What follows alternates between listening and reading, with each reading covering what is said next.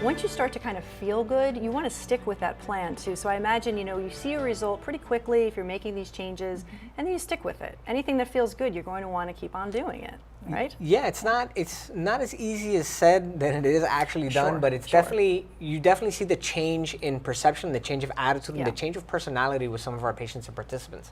I mean, a lot of them, they're not comfortable. They're not comfortable in their skin. They're kind of like, they're very passionate about their jobs and their careers, and that's kind of what led them into their position because they stopped taking care of themselves. But the moment they start putting themselves first, everything else seems to fall into place, and you see them come out of the show, and you see them just blossom into these different individuals that you didn't see before. And that's actually one of the most rewarding things I've had working at Baptist is seeing this transformation of this person, embracing who they're becoming and how they become so successful.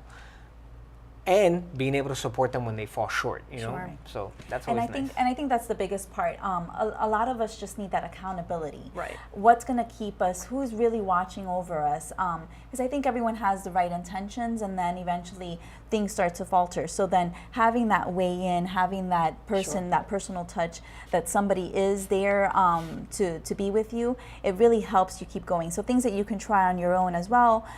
If you're doing like the meal logging, that tends to help a lot of people to just get back into a routine, because then you can actually see, you have that accountability of what is it that I'm actually eating and how much does that equal. And then the same thing with the exercise or stepping on a scale on a regular basis. So at least you know which way the scale is going.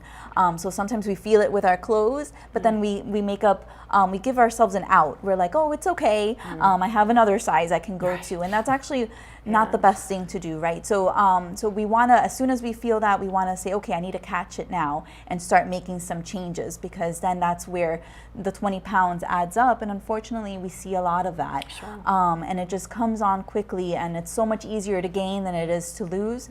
We really have to work extra hard to get, those extra pounds to come off.